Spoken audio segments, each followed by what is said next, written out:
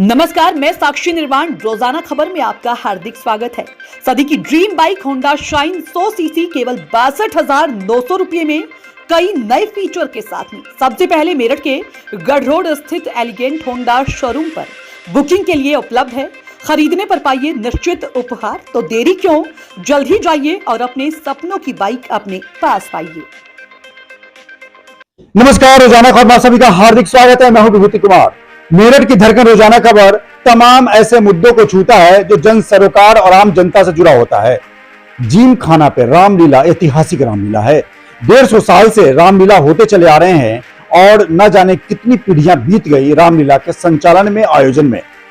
एक centre point के तौर पर जितेंद्र मनी है। उन्होंने रामलीला को कितने सालों से 2006 से जब से वो अध्यक्ष बने हैं, किसी न तरीके से लोगों का आरोप है कि वो सेंटर पॉइंट खुद बने रहते हैं और किसी को भी अध्यक्ष बनाते हैं, किसी को कोई पदाधिकारी बनाते हैं, फिर बदलकर दूसरे को बना देते हैं, जिसकी सूचना उस मौजूदा अध्यक्ष, उपाध्यक्ष, महामंत्री, तमाम पदाधिकारियों को नहीं दी जाती है। अभी हम राधा गोविंद मंडप में हैं और यहाँ पे एक प्रेस कॉन्फ्रेंस का आयोजन किया गया है, जिसमें मामला वहीं पे आके रुकता है कि राम जी के मंचन में सबसे बड़ी बात क्या है, जिस तरीके से रामलीला का मंचन शहर के आन बान शान का प्रतीक माना जाता है।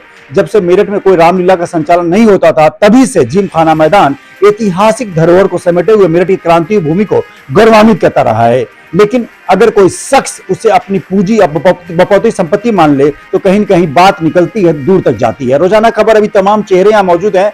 मनोज गुप्ता जी हैं, तमाम पदाधिकारी। हम सीधे बात करते हैं कि आखिर मामला क्या है और पद को लेकर राम जी के मंचन के बीच में ये पद की लोलुपता कहां से आ गई। नमस्कार सर, कैसे आप? बहुत अच्छे। क्या नाम है आपका? धन्यवाद आपका। मैं सुरेश गोयल हूँ सर। और क्या पद है? 2022 की लीला में भरत मिलाप की शोभा यात्रा का संयोजक मुझे चुना गया था और जिसे मैंने बिल्कुल अपनी संपूर्ण लगन और तन्मयता के साथ निभाने की चेष्टा की थी।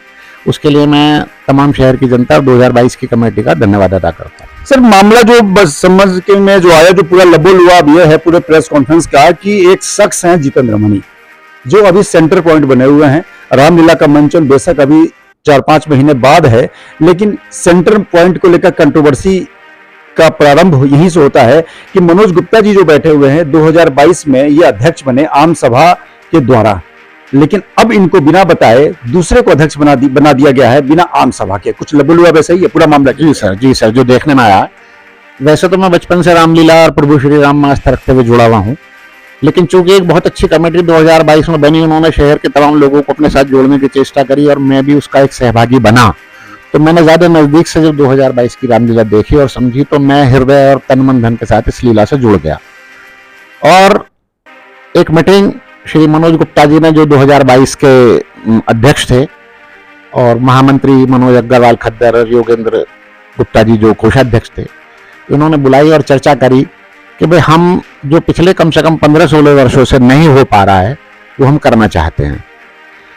क्या करना चाहते हैं कि अभी तक जो गुपचुप तरीके से रामलीला कमेटी की मीटिंग होती है, पदाधिकारी बना दिए जाते हैं और लेखा जोखा पब्लिक के बीच में नहीं रखा जाता, किसी को कुछ पता नहीं होता, उस परंपरा को तोड़ के हम बिल्कुल पारदर्शी तरीके से इस काम को हम करना चाहते हैं। तो निश्चित रूप से बात हमें अच्छी लगी। हम इनके साथ जुड़ते गए, कारवां बनता चला गया। और 29 मार्च को एक राधा गोविंद मंडप में शहर रामलीला कमेटी के 2023 में अभी बताऊंगा 2023 में 2023 की रामलीला खेलने हेतु एक कमेटी के गठन के लिए और जो 2022 की पूरी रिपोर्ट थी उसे प्रस्तुत करने के लिए 23 मार्च को राधा गोविंद मंडप में एक आम सभा हुई, जिसमें 2022 के रामलीला के पदाधिकारी और शहर के कुछ संभ्रांत व्यक्ति, सनातन धर्म में आस्था रखने वाले और कुछ वो लोग जिन्होंने बढ़ चढ़ के हमें उसमें आर्थिक योगदान दिया था, वो सब उसमें सम्मिलित हुए, जिसकी उपस्थिति लगभग 97 थी। और दैनिक जनवाणी में हर जनता को ट्रांसपेरेंसी के साथ एक खबर दी गई थी कि इस तारीख में इतने बजे शहर रामलीला कमेटी की मीटिंग है, आप उसमें आइए। मीटिंग बराबर हुई, उपस्थिति 97 रही, फोटोग्राफ्स मौजूद है। सभा की सबसे पहले की शुरुआत में तमाम आमजनों ने शहर में जो रामलीला 2022 में हुई, विगत 50 वर्षों में ऐसी लीला नहीं, इस बात को कहकर सराहा और इन लोगों का हृदय से धन्यवाद अदा करा कि आपने अपना तन मन धन समय जो दिया है प्रभु श्री राम के प्रति, आपको भगवान उसका फल दें। और आप मनोज जी अध्यक्ष थे। और उसके बाद 2022 में जो लगभग 52-53 लाख रुपए इकट्ठे करके इन्होंने लीला खेली। उसका आया का दौरा जनता के समक्ष रखा गया, प्रेस के बंधु भी थे, सबको उनकी एक कॉपी उपलब्ध कराई गई। उसके बाद एक आम सभा में जो 2023 के लिए संस्था चुनी जानी थी, उसका चुनाव हुआ।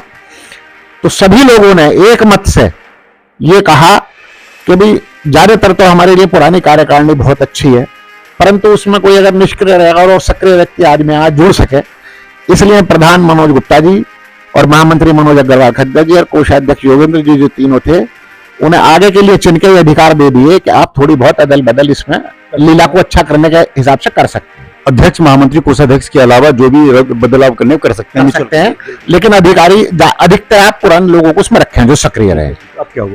अब ये हुआ सर कि जब इस बात की सूचना, पहले तो मैं आपको बताना चाहूंगा कि ये जो मीटिंग हुई है किस नियम के आधार पर हुई। सबसे पहली चीज अब यहाँ है, एक तो चीज ये है कि जो आपके सामने रख रहा हूं, सन 1967 की रामलीला की ये नियमावली है जो रजिस्टर्ड संस्था थी।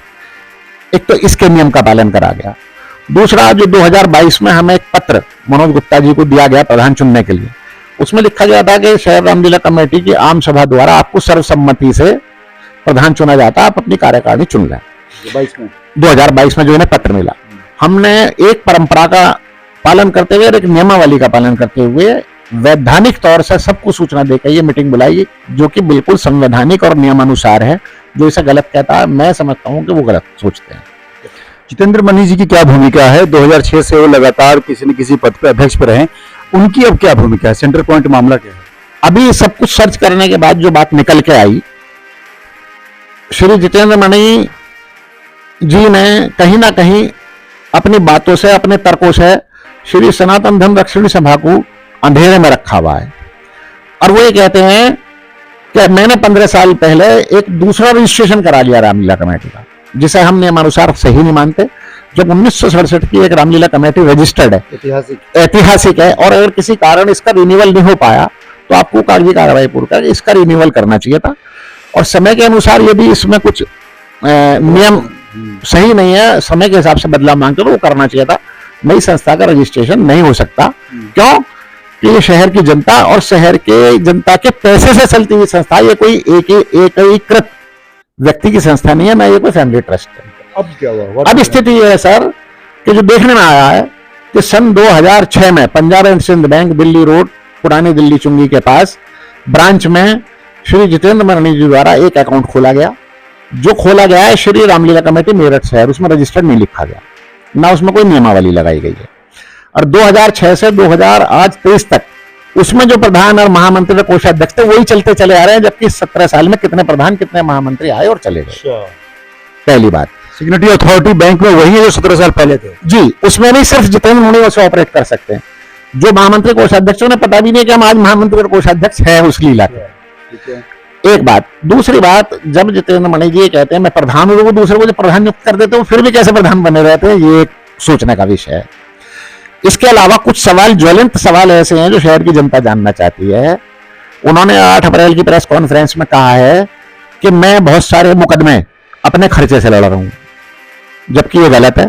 कौन से मुकदमे? ये सार्वजनिक करो, आप अपने खर्चे से क्यों लड़ रहे हो? जब शहर की जनता 50 लाख रुपए लीला खेलने को दे सकती है तो मुकदमे भी लड़ेगी वो। बिल्कुल सही बात है। और जो कमेटी के लोग हैं, आम सभा है, जो कमेटी के सभी, उनको विश्वास में लेना जरूरी है, विश्वास में लेना चाहिए। दूसरी चीज, सूरज कुंड के पास जिला उद्योग केंद्र के बाहर रामलीला कमेटी की, शहर रामलीला की वो जगह है जो अनाधिकृत रूप से न जाने किसने किसी एक सरदार जी को दी थी। उन्होंने और 12-14 लाख रुपए 2 जनों से और लेकर उन्हें सिग्मी किराएदार बसा दिए, वो भी आज तक क्लियर नहीं कराई है, ना जवाब दिया जाता। बहुत सारी कंट्रोवर्सी इशू है उनके साथ, मैं मानता हूं, लेकिन अब क्या हुआ? उन्होंने अब कौन सा अध्यक्ष बदला है, वो मामला क्या है? जी सर, अब वो कहते हैं कि मैंने श्री द्वारकानाथ चौबे जी को अध्यक्ष चुन दिया है और आप जो है गैर कानूनी रूप से अध्यक्ष है। उनका कहना यह है, जब ऑलरेडी आपने आम सभा अपने यहाँ बुलाई, राधा कुंज मंडप ने, और मनोज गुप्ता जी को 2 और लोगों को आगे कैरी फॉरवर्ड कर दिया गया, बढ़ा दिया गया, तो फिर उसमें उस आम सभा में जितेंद्र मणि आए नहीं थे क्या? आम सभा में जितेंद्र मणि नहीं आए, लेकिन 2022 की संस्था के ज्यादातर लोग उसमें उपस्थित थे सर। उनका कहना यह है कि आप इस काम के लिए अधिकृत ही नहीं है। उन्होंने द्वारका जो चौबे जी को बनाया, द्वारकानाथ चौबे को, उनके लिए उन्होंने आम सभा की या अपने आप बना दिया? देखिए आम सभा अगर उन्होंने कागजों में की हुई तो पता नहीं, ऐसे नहीं। लेकिन इस तरह से नहीं करी जिस तरह से हमने करी है। ठीक है। हम उनसे कहते हैं, देखिए हमारा मानना क्या है कि शहर में रामलीला अवश्य होनी चाहिए, कोई भी करे। बिल्कुल सही बात है। हमारे पास जो दस्तावेज हैं वो हैं, अगर आपके पास इनसे अलावा दस्तावेज वैधानिक कोई है जो इन्हें झुठलाते हो तो प्रस्तुत करें। जो संवैधानिक, व्यवहारिक और प्रभु श्री राम के प्रति ईमानदार रह के कार्य कर सके वो रामलीला खेल है। हमें इसमें कोई पद की कोई लालच नहीं है। हमें अगर पद त्यागना पड़ता है प्रभु श्री राम के अच्छे कार्य के लिए या नियम को फॉलो करने के लिए तो हम तुरंत पद त्यागने के लिए तैयार है पूरी संस्था। क्रांतिभूमि मेरठ को तो कई नजीर के लिए जाना जाता है, कुर्बानियों के लिए, संघर्ष के लिए, बलिदान के लिए जाना जाता है, लेकिन पद की लोलुपता इंसान को इतना कमजोर बना देता है कि जिस तरीके से संस्था, रामलीला और भगवान श्री राम और धार्मिक कार्यों में भी बड़ी रुकावट आ जाती है। सबसे बड़ी बात क्या है, मनोज गुप्ता जी अध्यक्ष हैं और जिस तरीके से लगातार आप 2022 के रहे, हम लगातार बहुत सालों से देखते भी आ रहे हैं, बड़ा अच्छा रहा 22 का भी, उससे पहले भी बहुत अच्छा रहा। एक चीज बताइए, जिस तरीके से आप 2022 में जिस आम सभा के द्वारा बने, फिर 2023 में भी आपके यहाँ बैठक हुई, तो फिर आपको बनने के बाद ऐसी कौन सी वजह है कि उन्होंने बिना किसी को सूचना दिए, आपको म्यूचुअल कंसेंट लिए, किसी को बुलाए, उन्होंने दूसरे को अध्यक्ष बना दिया, क्यों? देखिए विभूति जी, मैं बताऊं कि इसमें है क्या मुद्दा कि जितेंद्र मणि जी चाहते हैं कि इसका सेंटर पॉइंट मैं ही बना रहा हूं आजीवन। जब तक मैं जिंदा हूं, जब तक रामलीला कमेटी का अध्यक्ष मैं बना रहा हूं, मैं ही हर बार किसी न किसी को अध्यक्ष बनाता रहूं और वो समाज से पैसा इकट्ठा करके लाकर मुझे दें, मैं अपने हिसाब से उसको खर्च करूंगा। और हमने जो कार्य किया, हालांकि मेरे पास उन्होंने एक लेटर दिया जिसके अंदर उन्होंने हमारी उस लीला की पूरी प्रशंसा की, लेकिन उसके बाद भी उन्होंने एक दो बातें ऐसी कही। उन्होंने कहा कि इन्होंने मंच पर वहां लड़कियां नचवाई, इन्होंने वहां पर वांछित तत्वों को बुलाया, जो रामलीला से हमने जिनको निष्कासित कर दिया था उन लोगों को इन्होंने बाद में बुलाकर और अपने साथ में इन्होंने जोड़ा। हमने कहा कि ये कोई हमारा पर्सनल काम नहीं है, मेरे कोई लड़के की शादी नहीं है, भगवान राम के कार्य में जोड़ने के लिए सभी स्वतंत्र हैं, जो भी आए तन मन धन से। जितेंद्र मणि जी वहां रोज आना, कार्यालय पर आते थे, वहां हमारी एक सभा में, एक भी मीटिंग में उनके हस्ताक्षर नहीं है, कभी वो मंच पर नहीं चढ़े।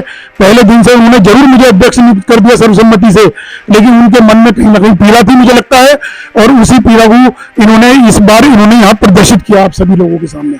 तो क्या लगता है कि रामलीला मंचन और धार्मिक आयोजन में भगवान श्री राम के प्रति आस्था को लेकर जिस प्रकार से ये बिखराव हो रहा है, कहीं ना कहीं पद की लोलुपता या कहीं सेंटर पॉइंट बने रहने की जो चार्म है वो कहीं ना कहीं आ रहा है?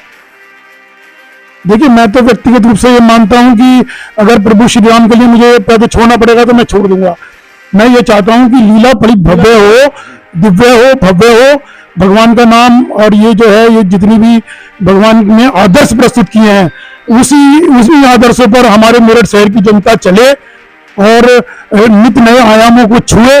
ये मेरी दिल की इच्छा है। और जब मैं संयोजक था जितेंद्र मणि जी के साथ में, मैंने कई बार उनसे ये निवेदन किया कि इस लीला को सुधारो।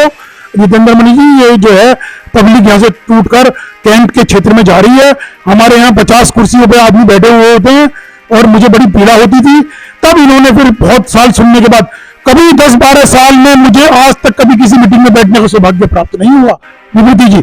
कभी आज तक कोई मीटिंग हो, मेरे साइन हो, आप मुझे दिखा दो कि वो कौन सी रजिस्टर्ड संस्था है जो 15-16 साल में जिसने कभी मीटिंग करी हो, कभी उसने दस्तखत कराए हो, कभी उसने ये सामने। और हमने पिछले 2 महीने पहले से डेली शाम को 7 बजे से 10 बजे तक हम बैठते थे कार्यालय पर और डेली 20-25 आदमियों की उपस्थिति वहां पर होती थी। और इसीलिए ये भव्य कार्यक्रम हुआ क्योंकि शहर की जनता को जोड़ने में हम लोग कहीं ना कहीं कामयाब हुए। बिल्कुल, लगातार जिस तरीके से रामलीला कमेटी मेरठ शहर जो 150 साल पुराना है, बात लब्बो लुआब कुछ ये निकल के आ रहा है कि कहीं ना कहीं सेंटर पॉइंट बने रहने की चाहत में लोग संगठन को और तमाम खासकर धार्मिक संगठन को भी तिलांजलि देना और बिखराव की नौबत पैदा कर देते हैं।